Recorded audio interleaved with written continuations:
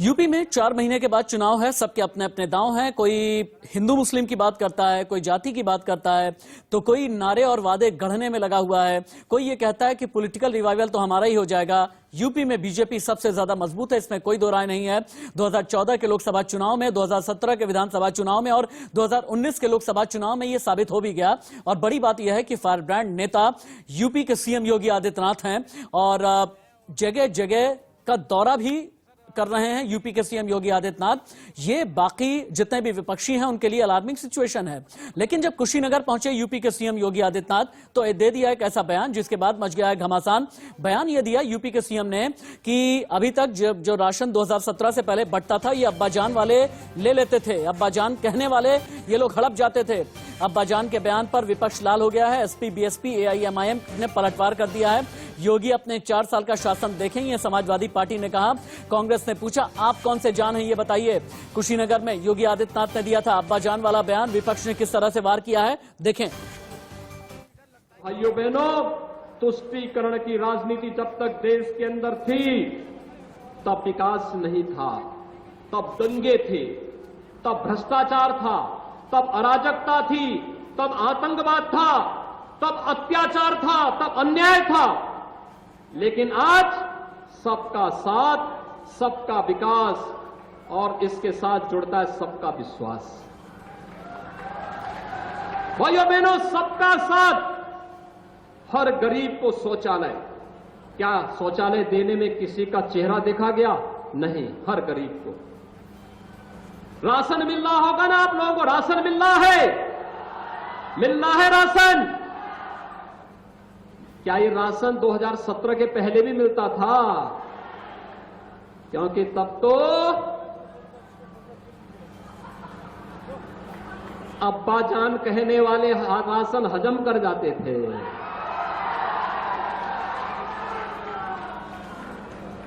तब कुशीनगर का राशन नेपाल पहुंच जाता था, बांग्लादेश पहुंच जाता था।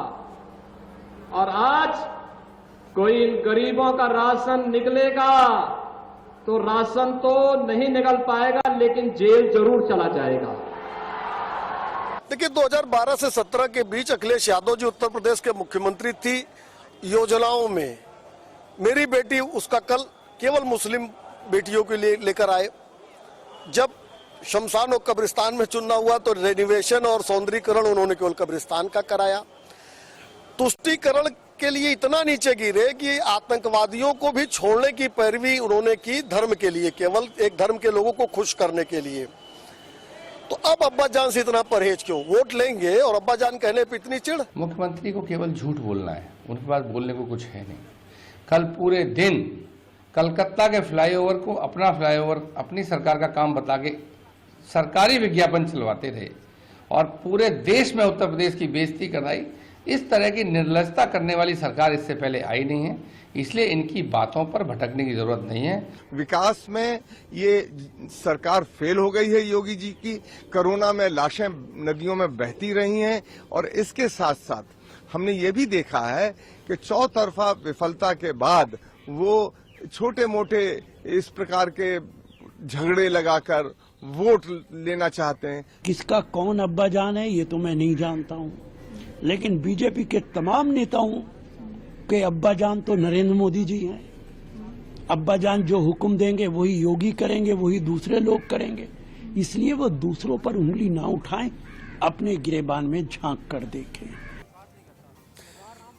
यूपी की सियासी लड़ाई अब्बाजान पर आ गई है। कुशीनगर में यूपी के सीएम योगी आदित्यनाथ ने अब्बाजान पर जो बयान दिया, उनका यह कहना था कि 2017 से पहले राशन सीधे आपके पास में नहीं आता था। अब्बाजान वाले जो थे वो हजम कर लेते थे, यानी अब्बाजान वाले करप्शन किया करते थे। यानी अब्बाजान के जरिए करप्शन पर वार किया है यूपी के सीएम ने।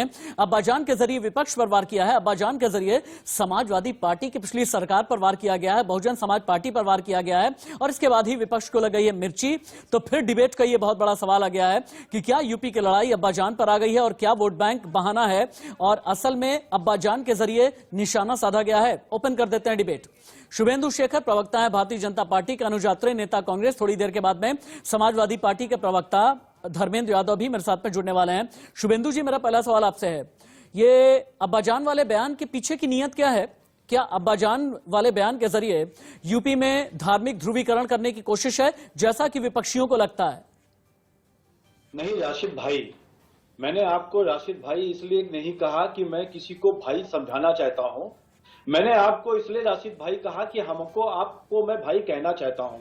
पर आज तक जो योगी जी ने वहां पे ये बात कही अब्बाजान की, कि जो सपा की सरकार थी उसने एक विशेष धर्म के लोगों को और एक विशेष जाति के लोगों के लिए तुष्टीकरण किया, और उस तुष्टीकरण के लिए उन्होंने चाहे उनको कोई वेशभूषा चेंज करनी हो, चाहे उनको कोई शब्दों का प्रयोग करना हो, चाहे विशेष त्योहार मनाने हो, और इसके लिए केवल उनकी तुष्टीकरण इसलिए थी कि केवल वो वोट मिल सके। पर अब नया शासन है, नया भारत है, और इस भारत में जब किसी गरीब की मदद करनी होती है तो उसका जात, उसका धर्म नहीं पूछा जाता।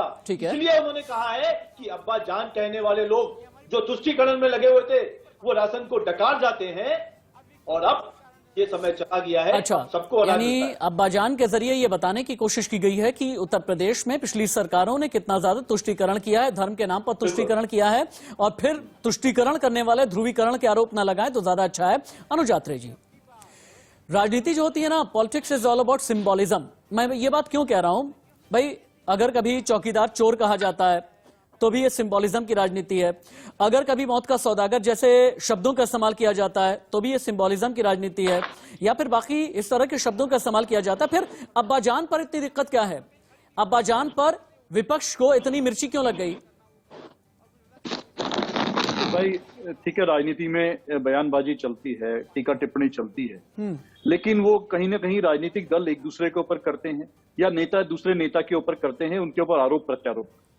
लेकिन यहाँ पर ये अब्बाजान कहने के माध्यम से इन्होंने किसके ऊपर, एक पूरे के पूरे एक समुदाय विशेष को इन्होंने टारगेट करने का प्रयास करने का किया है, जो इन्होंने काम किया है, शर्मनाक काम किया है। मैं कहता हूँ, मैं काम करता हूँ कि इस बयान के लिए उनको माफी मांगता हूं। क्या मुख्यमंत्री पूरे 4.5 साल जिस तरह से उन्होंने काम किया है, इस बात को अभी तक क्यों नहीं महसूस करते हैं, भारतीय जनता पार्टी के नेता क्यों नहीं महसूस करते हैं कि सीएम और प्राइम मिनिस्टर या मंत्री जो भी जनप्रतिनिधि होता है, किसी एक वर्ग विशेष का, एक समुदाय विशेष का, एक धर्म विशेष का नहीं होता है, वो पूरे प्रदेश का होता है। अगर उत्तर प्रदेश के मुख्यमंत्री हैं तो 24 करोड़ जनता के पूरे सबके मुख्यमंत्री हैं। किसी ने वोट दिया है या नहीं दिया है, इससे पहले की सरकारें रही हैं, इससे पहले भी देश में प्रधानमंत्री रहे हैं, पूरे हमारे देश में तमाम प्रदेशों में मुख्यमंत्री रहे हैं। क्या छांट करके चुन करके इस तरह से काम किया गया? कांग्रेस की सरकारें रही हैं ज्यादातर हमारे प्रदेशों में, वर्तमान में नहीं है। उठा के देख लीजिए, इतिहास गवाह है। क्या 3 दशक पहले जब कांग्रेस की सरकार थी, कभी इस तरह की बयानबाजी होती थी? शुभेंदु जी, अनुज आत्रे ये कहना चाहते हैं, अनुज आत्रे ये कहना चाहते हैं कि आपने करप्शन पर वार नहीं किया है, आपने अपीजमेंट यानी तुष्टीकरण पर वार नहीं किया है। अगर आपने भाईजान का इस्तेमाल किया है, आपने एक वर्ग विशेष, एक समुदाय विशेष, एक धर्म विशेष पर वार किया है, ये कहना है अनुज आत्रे का। क्योंकि बयान में ये कहा गया है कि अब्बाजान कहने वाले, अब्बाजान कौन बोलता है? अनुज आत्रे का ये कहना है समुदाय विशेष बोलता है, यानी समुदाय विशेष की बेइज्जती की गई है, ये अनुज आत्रे का कहना। रिबट करें आप। देखिए, अनुज आत्रे जी हमारे बड़े प्रवक्ता हैं दिल्ली के, और हम उनके साथी हैं और हर चैनल पे रहते हैं। उन्होंने गलत सोच है उनकी। मैं ये कह रहा हूं, उन्होंने क्या कहा, सेंटेंस सुनिए, कि 2017 से पहले अब्बाजान कहने वाले डकार जाते थे इसको। इसका मतलब है वो अखिलेश यादव जी के लिए कह रहे हैं, किसी समाज के लिए या किसी धर्म के लिए नहीं कहा जा रहा है। पर कांग्रेस ने इसको बिल्कुल उल्टा लिया। अभी इन्होंने कहा, आपके मैं इंट्रोडक्शन में देख रहा था कि इन्होंने ये कहा कि ये कौन से जान है, इनके अब्बाजान कौन है। तो मैं इनको बताना चाहता हूं आपके चैनल के माध्यम से, हम गरीबों की, पीड़ितों की, भूख से, गरीबी से और उनकी जो बीमारियों का इलाज कर उनकी रक्षा करने वाले उनकी जान बचाते हैं। नहीं, हम ये जानना चाहते हैं अब्बाजान कहने वाले कौन? भाई मेरी बात समझिएगा, अब्बाजान कहने वाले कौन? अरे पहले अखिलेश यादव मुख्यमंत्री थे भाई, अखिलेश तो अब्बाजान अपने पिता को नहीं कहते होंगे ना, मुलायम सिंह यादव को पिताजी पापा यही कहते होंगे। सुनिएगा, मायावती की जबान पर तो अब्बाजान होता नहीं, मुलायम सिंह यादव उनकी जबान पर तो अब्बाजान होता नहीं, तो फिर अब्बाजान का मतलब क्या है? अब्बाजान कहने वालों की सरकार, कौन कहता है अब्बाजान?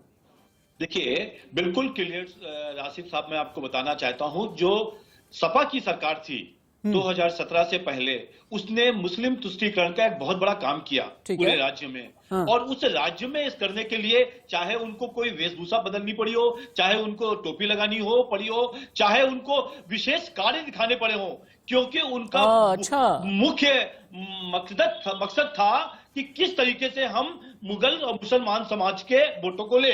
पर भारतीय जनता पार्टी और भारत की जो अच्छा ये तो बता दीजिए, आज इससे पहले कि मैं अनुज जी के पास में जाऊं, एक बात ये बता दीजिए, टोपी लगाने वाले, टोपी लगवाने वाले चलिए ठीक है, ये अब्बाजान कहने वाले हैं, तो फिर जो जनेऊ वाले हैं, जो आचमन करते हैं, ये क्या कहलाए जाएंगे? बिल्कुल नहीं। मैं आपको फिर से बता देना चाहता हूं कि मोदी जी की जो सरकार है वो सभी लोगों के लिए है। हाँ। उसमें कोई टोपी लगाए या कोई जनेऊ पहने, ठीक है। यहाँ पर हमने ये कहकर किसी गरीब को राशन नहीं दिया कि तुम्हारा धर्म क्या है, तुम्हारी जाति क्या है। हमने ये कहकर किसी को पेट्रोल पंप नहीं दिए कि हालांकि आपका निशाना बार-बार समाजवादी पार्टी की तरफ है, लेकिन अनुज यात्रे जी भी जवाब देना चाहेंगे। अनुज यात्रे जी, कांग्रेस के ऊपर भी एक आरोप लगते रहे हैं कि तुष्टीकरण की बुनियाद अगर हिंदुस्तान में किसी ने रखी है तो ये कांग्रेस ने रखी है। शाहबानो केस से लेकर के अभी तक, शाहबानो केस के वक्त में तुष्टीकरण की बुनियाद रखी आपने, जब टीवी पर रामायण की शुरुआत कराई तब तुष्टीकरण की बुनियाद रखी आपने, हालांकि वो रिवर्स तुष्टीकरण करने की कोशिश थी। जब मंदिर के दरवाजे खुलवाए गए, शिलान्यास कराया गया, तब तुष्टीकरण की राजनीति की आप लोगों ने। जिस वक्त बटला हाउस एनकाउंटर हुआ, तुष्टीकरण की राजनीति की आप लोगों ने। हाफिज सईद साहब जिन लोगों ने कहा, तुष्टीकरण की राजनीति की आप लोगों ने। मुस्लिम आरक्षण के नाम पर तुष्टीकरण की राजनीति की आप लोगों ने। अब कोई अब्बाजान कह रहा है तो फिर दिक्कत क्या है? अब्बाजान के नाम पर कोई निशाना साध रहा है तो दिक्कत क्या है? ये वो योगी आदित्यनाथ हैं जो सबका साथ, सबका विकास, सबका विश्वास की बात करते हैं। अनुज जी। जी राशिद भाई, मुझे आपकी बातों से जो सुनने में आ रहा है, जो आखिरी लाइन आपने बोली, निश्चित तौर पर हंसी आई। शुभेंदु शेखर अवस्थी जी बैठे हैं, बहुत ही वरिष्ठ साथी हैं हमारे, और मुझे लगता है कि आज वो भी एक थोड़ा सा असमंजस की स्थिति में है कि किस तरह से इस बयान को बचाव किया जाए। सीधी तौर पे स्पष्ट है, उन्होंने जो टारगेट किया है, मुस्लिम समाज के लोगों को टारगेट किया है कि अब्बाजान बोलने वाले राशन खा जाते थे। अरे आपने बोला है, उसका जवाब नहीं दिया। अगर अखिलेश यादव के ऊपर आपने टारगेट करना था तो आप अखिलेश यादव को बोलते, समाजवादी पार्टी की सरकार बोलते। लेकिन निश्चित तौर पर क्योंकि चुनाव आ गया है और योगी जी ने और भारतीय जनता पार्टी ने चुनावी एजेंडा तय कर लिया है। चुनावी एजेंडा इनका तालिबान, अब्बाजान और राम मंदिर, केवल इन मुद्दों पर चुनाव होगा। आप लिख के ले लीजिए भी, ठीक है। ये चुनाव अभी उन मुद्दों पर नहीं होगा कि जिस मुद्दों पर जो है चुनाव होना चाहिए, या जो 4.5 साल और 5 साल की इन्होंने अगर कुछ काम किया हो तो उस पर नहीं, क्योंकि काम कुछ हुआ नहीं है। केवल और केवल बयानबाजी, भाषणबाजी, आपस में लड़ाओ भिड़ाओ, धंधे करवाओ, मरवाओ, कटवाओ, ठोको पीटो, वो जो जिन लोगों की ये भाषा रही, जो सरकार के जिसको लीड कर रहे हो, जिस मानसिकता के साथ लीड कर रहे हो, वो और किस मुद्दे पर चुनाव लड़ा जा सकता है? क्या उनसे अपेक्षा की जा सकती है? शुभेंदु जी, कोई बता दीजिए मुझे कि उत्तर प्रदेश में कोई ऐसा नागरिक है, उत्तर प्रदेश का या इस देश का कोई ऐसा नागरिक है जो ये कह सकता है कि भारतीय जनता पार्टी। शुभेंदु जी एक बात ये बताइएगा कि आज का उत्तर प्रदेश अपने निजाम यानी अपने मुखिया की जबान से सुनना क्या चाहेगा? वो सुनना चाहेगा बिजली कितनी मिलेगी, सड़क कैसी मिलेगी, पानी कितना मिलेगा। वही जानना चाहेगा रोटी मिलेगी या नहीं, कपड़ा मिलेगा या नहीं, मकान मिलेगा या नहीं। उत्तर प्रदेश का किसान ये जानना चाहेगा कि हमें एमएसपी क्या मिलेगी, क्या नहीं मिलेगी। उत्तर प्रदेश का किसान ये जानना चाहेगा कि भाई हमें अपनी फसल का मूल्य क्या मिलेगा। उत्तर प्रदेश का किसान ये जानना चाहेगा कि हमारी गुर्बत दूर करने के लिए क्या किया जाएगा, 2 जून की रोटी के लिए क्या किया जाएगा। बेरोजगार ये जानना चाहेगा कि हमें रोजगार देने के लिए क्या किया जाएगा। युवा ये जानना चाहेगा कि हमारे लिए आप कितनी संभावनाओं के दरवाजे खोलते हैं। एक व्यवसायी, एक उद्यमी, एक व्यापारी ये चाहेगा कि हमारे लिए आप कितनी अपॉर्चुनिटीज क्रिएट करते हैं। अब्बाजान से यूपी को मतलब होगा क्या शुभेंदु जी? और अगर होगा, क्या आप लोग अब्बाजान को चुनावी एजेंडा बनाएंगे? बिल्कुल नहीं। आपको मालूम होगा, एक टीवी के एक बड़े चैनल में जब अखिलेश यादव जी के बाद योगी जी का एक इंटरव्यू लिया, उन्होंने उसमें पहली बार इस शब्द को अखिलेश जी के लिए यूज किया। और इसलिए ये अभी 1-1.5 महीने पहले की एक इंटरव्यू था, आप सब लोगों ने देखा होगा। ठीक है। दूसरी चीज जो आपने बताया, 1947 से देश के अंदर धर्म, जाति, मत, मजहब, परिवार और वंशवाद, उसमें जिसको जिस पार्टी को फायदा मिला, यदि कांग्रेस को मुस्लिम तुष्टीकरण से फायदा मिल रहा था तो उन्होंने वो किया। फिर इनको लगा कि कहीं हिंदू अलग से ना हो जाए तो उन्होंने ताला खुलवा दिया। फिर कश्मीर की समस्या आपने देखी किस तरीके से बड़ी हो गई थी। इस तरीके से ये लोग करते रहे, पर अब जो भारत की सरकार है और मोदी और योगी जी की जो सरकार है उसमें केवल गांव के लिए, गरीब के लिए, किसान के लिए, युवा के लिए, महिलाओं के लिए और सबसे ज्यादा हर समाज के तबके के लिए हम लोग काम कर रहे हैं। और जहां विकास की बात कर रहे हो, जो रोडें आज यूपी में बनी है, जिस तरीके से काम हो रहा है, जिस तरीके से एक एक व्यक्ति को राशन मिल रहा है, एक एक व्यक्ति को वैक्सीनेशन हो रहा है, उस तरीके से ये जो अनुज यात्रा जी हैं, इन्होंने पिछले 70 साल को देखा नहीं है किस तरीके से आदमी। लेकिन शुभेंदु जी, ठीक है, आप अपनी अचीवमेंट, अपनी उपलब्धियां बता रहे हैं, गिना रहे हैं, और बिल्कुल आपका अधिकार होता है, आपका अधिकार बनता है कि आप गिनाएं। लेकिन मुझे ये समझाएं, क्या यूपी मंडल कमंडल से निकलेगा? भाई कोई कहता है मंडल, मेरी बात समझिए, कोई कहता है नूनिया, कोई कहता है कोई जाति, कोई कहता है कुर्मी, कोई कहता है कोरी, कोईरी, कोई कहता है जाटव, कोई कहता है दलित, कोई कहता है महादलित, कोई कहता है यादव, कोई कहता है ओबीसी, कोई कहता है गैर यादव ओबीसी। जब ये सारी बात हो रही होती है तो तुरंत ये कार्ड चल दिया जाता है, और वो कार्ड होता है धार्मिक ध्रुवीकरण वाला। और बीजेपी के बारे में एक बात ये बिहार से लेकर के यूपी तक हिंदी बेल्ट में कही जाती है कि अगर जाति वाली राजनीति का सामना करना है तो धर्म को आगे कर दो। क्या ये एक स्ट्रैटेजी के तहत किया गया है कि जहां पर जाति की राजनीति करते हैं समाजवादी वाले, जहां जाति की राजनीति करते हैं बहुजन समाज पार्टी वाले, AIMIM वाले भी हैं, इसमें SBSP वाले राजभर भी हैं, तो यहां पर जाति वाली राजनीति को अगर टैकल करना है तो धर्म को आगे कर दिया जाए? क्या इसी रणनीति के ये अब्बाजान बीच में आए हैं? नहीं राशिद भाई, बिल्कुल गलत है, ऐसा नहीं है, ना हमारी पार्टी सोचती है। हमारी पार्टी का सोचना है सबका साथ, सबका विकास और अब सबका विश्वास। लेकिन अनुज यात्रा जी को विश्वास नहीं हो रहा ना, अनुज जी विश्वास नहीं कर पा रहे। अनुज जी मैं इसी को जवाब दूंगा। 1947 में जब देश आजाद हुआ, शुभेंदु मैं जवाब दे दूं, शुभेंदु जी मैं जवाब दे दूं। देखिए आपका विश्वास किन चीजों पर है, आपकी सरकार का विश्वास किन चीजों पे है? अगर मैं गलत बोलूं तो आप उसको मेरी बात को काट दीजिएगा। आप लोग जो अब्बा जान वाली बात कर रहे हैं, आप तो वो लोग हैं जो जान लेने वाले हैं, जान मर्द का आप उसका मजहब का मतलब कहाँ समझते हैं? आप उसको वजन का देते हैं? आपकी तो सरकार जान लेने वालों में मशहूर रही है, चाहे उत्तर प्रदेश की सरकार है या केंद्र की ताकत। आपकी उत्तर प्रदेश की सरकार लगातार एनकाउंटर, फर्जी एनकाउंटर करके लोगों को, जब मुख्यमंत्री जी की खुद बयान रही है कि हम ठोकेंगे। विकास दुबे का एनकाउंटर, विकास दुबे का एनकाउंटर कोई फर्जी थोड़ी था। अब विकास दुबे की बात कर रहे हैं या एनकाउंटर में धर्म विशेष की बात करेंगे? राशिद भाई, एनकाउंटर मैंने विकास दुबे का नाम ही नहीं लिया, ये तो चोर की दाढ़ी में तिनका है, अपने आप बोल रहे हैं। सैकड़ों एनकाउंटर 4.5 सालों में, बहुत लंबी सूची है जो इन्होंने एनकाउंटर जो इनको शूट किया है। काम कर लेते हैं, हेडलाइंस ले लेते हैं, हेडलाइंस हम ले लेते हैं, उसके बाद आगे बढ़ेंगे। चलिए हेडलाइंस हम बाद में लेंगे। अनुज जी अपनी बात आगे बढ़ाएं, अपनी बात आगे बढ़ा लें। धन्यवाद। देखिए इन्होंने जो जान लेने वाली बात हो रही थी, किस तरह से इन्होंने जान ली? अभी कोरोना में ले लीजिए, कोरोना जो किस तरह से मिस हैंडलिंग हुई है, चाहे पूरे देश की बात करें और उत्तर प्रदेश की बात करें, कोरोना से कैसे लोगों से की जान के साथ खिलवाड़ किया और कैसे जान ली है, पूरे देश ने देखा है। कैसे उत्तर प्रदेश में लाशें अगर पूरे देश में कहीं तैरती हुई दिखी है नदियों में, तो उत्तर प्रदेश में दिखी है, उत्तर प्रदेश की धरती पे दिखी है। क्यों? क्या वो लाशें जो तैर रही थी वो भी धर्म विशेष को देख करके आपने तैराई गई थी? उसमें तो अब्बा जान वालों की लाशें नहीं थी, जिनसे आपने वोट लिया था, हिंदू समुदाय के लोगों के सबसे अधिक उनकी तो लाशों का भी सम्मान नहीं कर सकते हैं। आप बात करते हैं धर्म विशेष की बात करते हैं, आप एक पाखंड की बात करते हैं ना। आप हिंदुओं के हितैषी हैं और आप मुसलमानों के तो विरोधी है ही है। दूसरी बात, आपकी जो केंद्र में सरकार है, सबसे पहले कैसे नोटबंदी से लोगों की जान दी। किसान मर रहा है, 600 से ज्यादा किसानों ने दिल्ली की दहलीज पे बैठ करके जाने दे दी है। सबसे ज्यादा उत्तर प्रदेश और उस आसपास के जो है पड़ोसी राज्यों के किसान हैं। क्या एक बार भी दिल पसीजा है उत्तर प्रदेश की सरकार का या भारत की सरकार का, बीजेपी की सरकार का?